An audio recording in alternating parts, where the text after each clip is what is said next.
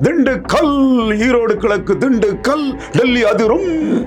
என் செங்கோட்டை அண்ணன் தான் சொன்னாரு, எங்க அண்ணன் தான் சொன்னாரு. அண்ணாமலை அவர்கள் எங்களுடைய தலைமைக்கு தான் நான் வேலை பார்ப்பேன், அதுதான் நான் ஒரு தொண்டனா இருந்து செய்யக்கூடிய ஒரு பெருமை அப்படின்னு சொல்லியும், கூட்டணி ஆட்சிக்கு தான் நான் வேலை செய்வேன்றத அண்ணாமலை சொல்லி இருக்கிறாரு.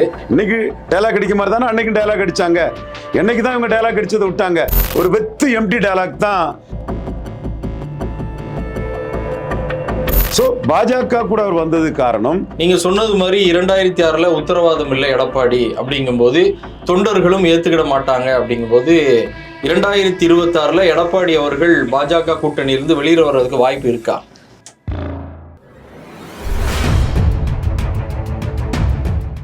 மாற்றுக்குரல் நேயர்கள் அனைவருக்கும் வணக்கம். இன்று நம்முடைய அரங்கிற்கு வந்திருப்பவர் அரசியல் விமர்சகர் திரு ரவீந்திரன் துரைசாமி அவர்கள். வணக்கம் சார். வணக்கம் தம்பி. தொடர்ச்சியாக உள்துறை அமைச்சர் அமித்ஷா அவர்கள் தமிழ்நாட்டில் 2026 கூட்டணி ஆட்சி தான் அப்படின்னு சொல்லிட்டு வர்றாரு. நேற்றைய தினம் அண்ணாமலை அவர்கள் எங்களுடைய தலைமைக்கு தான் நான் வேலை பார்ப்பேன், அதுதான் நான் ஒரு தொண்டனா இருந்து செய்யக்கூடிய ஒரு பெருமை அப்படின்னு சொல்லியும், கூட்டணி ஆட்சிக்கு தான் நான் வேலை செய்வேன்றத அண்ணாமலை சொல்லியிருக்கிறாரு. தமிழிசை சவுந்தரராஜனும் 2026 தமிழ்நாட்டில் கூட்டணி ஆட்சி தான் அப்படிங்கிறதுல தெளிவாக சொல்லியிருக்கிறாங்க. உங்களுடைய பார்வையில் திரு அண்ணாமலை அவர்களுடைய அந்த பேச்சை எப்படி பார்க்குறீங்க? தொடர்ந்து இதைத்தான் நான் சொல்லிட்டு இருக்கிறேன். பிஎம்ஓக்கு ரிப்போர்ட் கொடுத்துட்டேன். பிஎம்ஓக்கள் உள்ளவங்களும் நம்ம கருத்தை என்டால்ஸ் பண்ணிட்டாங்க. நாம் அவங்கள்ட்ட சொல்கிறது என்னென்னா, நம்ம டீம் குஜராத் டீம் ஆட்கள் எல்லாத்தையும் சொல்கிறது என்னென்னா, அண்ணாமலை 11.4% வாக்க தமிழக பாஜக வரலாற்றிலே இல்லாத அளவுக்கு, என் சமூகத்தை சேர்ந்த பொன்றார் என்றாலும் சரி 5.5% தான்.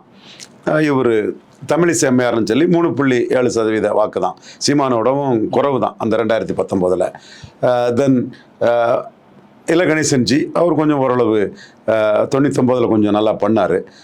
தென் சிபி ராதாகிருஷ்ணன்ஜி, எல் கணேசன், இவர் எல் முருகன், யாருனாலும் சரி அவங்க பெறாத ஒரு வாக்கு சதவீதத்தை 11.4ங்கிறது ஒரு பெரிய ஒரு வெற்றி வாக்கு சதவீதம். சீட்டு ஜெயிக்கல, சீட் கன்வெர்ட் ஆகாதனால தான் எடப்பாடி கூட கூட்டணிக்கு போயிருக்காங்க, இவங்க விழுந்திருக்காங்க. ஆனால் அவரும் சீட் கன்வெர்ட் ஆகாம தான் அவரும் இங்க வந்திருக்கிறாரு. அவர் வரும்போது முபாரக் பாய் தவிர வேற யாருமே இல்லை. நான் உறுதியா இருப்பேன்னு கூட அவர்கிட்ட முபாரக்கிட்ட சொன்னார். முபாரக்கிட்ட உறுதியா இருக்கிற மாதிரி தான் 29 நம்மகிட்டையும் உறுதியா இருப்பாரு. எஸ்டிபிஐ முபாரக்கிட்ட எப்படி உறுதியாக இருந்தாரோ, 24 நம்மகிட்ட எப்படி உறுதியாக இருந்தாரோ, அதே மாதிரி தான் 29 நம்மகிட்ட உறுதியாக இருப்பார். Master the art of teaching Edappadi Palaniswami நண்பகத்தன்மையற்றவர்னு எல்லாத்துக்கும் தெரியும்.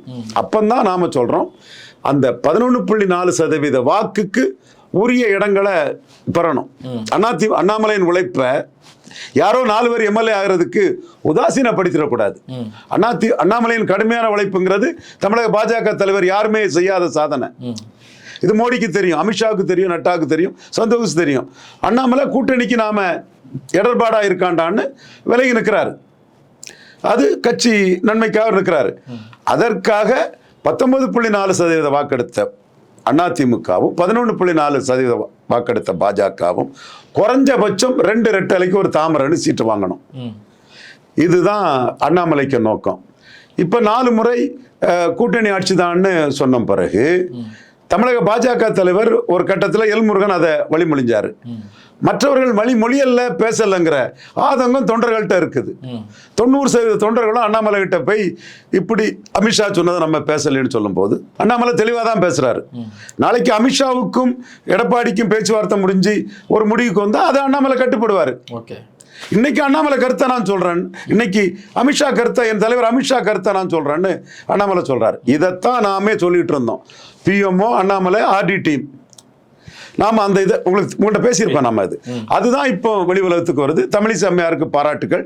காலம் கடந்தாலும் அண்ணாமலைக்கு கருத்தை அவங்க சொல்றதுக்கு டாக்டர் தமிழிசை அம்மையாருக்கு நம்ம பாராட்டுகளை சகோதரிக்கு நாம தெரிவிச்சுக்கிறோம். அதாவது எலெக்ஷனுக்கு இன்னும் 7 மாதம் இருக்கு.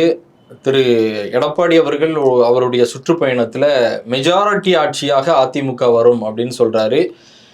கூட்டணி கட்சியில் இருக்கக்கூடிய பாஜக கூட்டணி ஆட்சி தான் அப்படின்னு சொல்லி இந்த கூட்டணிக்குள்ளேயே ஒரு கருத்து முரண்பாடு.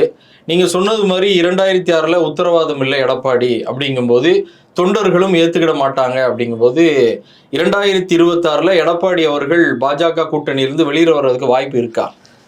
வாய்ப்பு இருக்காங்கிறத நம்ம ஒரு பாஜகவுக்கு ஒரு கூட்டணி வந்துட்டேங்கிற ஒரு சிலரோட பார்வையிலேருந்து பார்க்கக்கூடாது. எப்படி பாஜகவுக்கு இந்த கூட்டணி வந்துன்னு பார்க்கணும். 2019 மக்களவைத் தொகுதியில் 3.7 எடுத்த பாஜகவை 2021 சட்டமன்ற தேர்தலில் 2.7% வாக்கெடுத்த பாஜகவை 2014 மக்களவைத் தேர்தலில் 5.5% வாக்கெடுத்த பாஜகவை மைனஸ் பாஜக 18% கிறிஸ்தவ முஸ்லீம் ஓட்டுக்கு பாஜக. நாங்கள் நவீன் பட்நாயக் மாதிரி வருவோம், நாங்கள் ஜெகன் ரெட்டி மாதிரி வருவோம், நாங்கள் பிரதமரை முடிவு பண்ணுவோம், நாங்கள் தான் சொன்னாவளையா இல்லையா? இன்னைக்கு டைலாக் அடிக்க மாதிரி தானே அன்னைக்கு டைலாக் அடிச்சாங்க. என்னைக்கு தான் இவங்க டைலாக் அடிச்சதை விட்டாங்க? திண்டுக்கல், ஈரோடு கிழக்கு, திண்டுக்கல், டெல்லி அதிரும். என் செங்கோட்டை அண்ணன் தான் சொன்னார், எங்கள் அண்ணன் தான் சொன்னார். இதெல்லாம் இவங்களுக்கு வாடிக்கை வழக்கம்தான். இந்த ஃப்ரே ஃபேஸ் காட்டுறதும், ஆவு தடாலடி விழுறதும், சீமானு கீழே 4வது போனதும், ஜெயலலிதா உயிரோடு இருக்கும்போது நோட்டா கீழே போன நாம் தமிழர் வளர்ந்து நாம் தமிழர் கீழே 4வது போனதும், ஈர்ப்பு சக்தி இல்லாத தலைவராட்டும் ஈர்ப்பு சக்தியோட சீமான் ஜெயலலிதா மறைவுக்கு பிறகு 7% எடுத்து வளர்ந்ததும், அதிமுக முத ஆட்சிக்கு வந்த புதுச்சேரியில் சீமானுக்களை 4வது போனதும், நெல்லை ராமநாதபுரம் போன்ற இடத்துல கூட்டணி இருந்தோம். முபாரக்கு, இவர் கிருஷ்ணசாமி, கேப்டன் விஜயகாந்த், பிரேமலதா அம்மையார் அவங்களோட கூட்டணி இருந்தும் சீமானுக்கு இணையான ஓட்டு, சீமானோட செல்வாக்கு குறைவாக போனதும், இவங்களுக்கு அவரும் பிரைமினிஸ்டர் கேண்டிடேட் இல்லாதது தான்.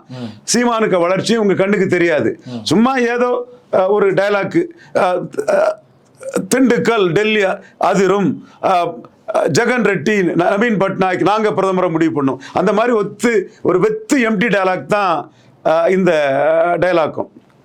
உண்மையிலே இவர் கூட்டணியில் தேமுதிக இல்லை, புதிய தமிழகம் இல்லை, முபாரக் பாய் தவிர வேற யாரும் இல்லாத சூழ்நிலையில தான் இவர் பாஜகவோட கூட்டணிக்கு வந்திருக்கிறார். ஏன் பாஜகவோட கூட்டணி வந்தாருன்னா, அண்ணாமலையால பிஎம்ஓ மோடி சப்போர்ட்டோட எடப்பாடி அணியை விட ஒரு பலமான அணியை அமைச்சிட முடியுங்கிற அச்சத்தில் 20% 11% கூட கைகுலுக்கிச்சு. 20 பெருசு, 20 பெருசுனால எங்கள் ஆட்களும் டக்குன்னு எடப்பாடிக்கு பெரிய முக்கியத்துவம் கொடுத்தாங்க, என்னெல்லாம் ட்ரால் பண்ணாங்க. பட் உள்ள வர வச்சது, எடப்பாடி மன வலிமை இழக்க வச்சது பிஜேபி மைனஸ், 18% கிறிஸ்டின் முஸ்லீம் மைனஸ் சொன்ன எடப்பாடியை பல்ட்டி அடிக்க வச்சது நான் தான், எங்க டீம் தான். அது வரலாறு விவரம் தெரிஞ்சவனுக்கு தெரியும், மனச்சாட்சியோட நியாயத்தை சொல்றவனுக்கு தெரியும். பல விஷயத்துல சவுக்கு சங்கர் நியாயத்தை சொன்னவர் இதுல நியாயத்தை சொல்லணும். ஆனா என்ன பண்ணீங்க? நாம நினைச்சது நடக்கலன்னு. ஓகே, நாம அதை நினைக்கல. நாம எது நினைச்சோமோ அது நடந்தா இவர் 3வது போயிடுவாரு. நாம மோடிக்காக 30% பலம் கொண்ட ஒரு அரித்மெட்டிக் அணியை அமைச்சிட்டோம்னா, எடப்பாடி 20% பலம் கீழே போய் ஒரு 60-70% இடத்துல 3வது போயிடுவாருங்கிறதுக்காகத்தான், தன் 2வது இடத்தை காப்பாற்றுறதுக்கு தான் பாஜக கூட வந்தார். ஸோ பாஜக கூட அவர் வந்தது காரணம், அண்ணாமலை பிரதமர் மோடி சப்போர்ட்டோட ஆர்டி டீமோட பங்களிப்பும் அதில் இருக்கும். கண்டிப்பாக ஒரு பலமான அணி அமைச்சிருவார், நம்மளை 3வது தள்ளிடுவாருங்கிற எண்ண ஓட்டத்தில் தான் பாஜகவுக்குள்ள அவர் வந்தார். மீண்டும் அந்த களம் அப்படியே தான் இருக்குது. இவரை நம்பி யாரும் அலையன்ஸுக்கு வரல. இவரே ஜெயங்கொண்டாம் கூட்டத்தில் என்ன சொல்றாரு? பாமக நம்ம கூட வருவாங்க, பாமக என்டிஏல இருக்காங்க, அதனால நம்ம கூட வருவாங்கங்கிறாரு. அப்ப என்டிஏ கட்சிகளை தான் இவர் கூட்டணிக்கு எதிர்பார்க்காரு. இவர் கூட இருந்த புதிய தமிழகம் இவர்கிட்ட இல்ல. இவரோட கூடிய தேமுதிக ஸ்டாலின் கொடுக்கறது எம்எல்ஏ போஸ்ட், எம்பி போஸ்ட்னு இவர் ஆப்ஷனா வச்சு திமுகவை நோக்கி போறாங்க. இவரும் இல்லைன்னு நான் சொல்ல வரல, ஆப்ஷன் தான். அப்ப தெளிவா இவரால பாஜகவை மீறி போனா பாஜக அரித்மெட்டிக்கலி இவரை மீறி ஒரு அணி அமைச்சிட முடியும். அதனாலதான் அவர் பாஜக கூட இருக்கிறார். அதை அண்ணாமலை தெளிவா உணர்ந்திருக்கிறாரு. அப்ப தன் பலகீனத்தால பாஜக பக்கம் வந்தவரை பலத்துக்கு ஏற்ப சீட்டு வாங்கணுங்கிறதா அண்ணாமலைக்கு கருத்து. அண்ணாமலை கருத்துக்கு மோடிக்கு ஆசீர்வாதமும் இருக்கு.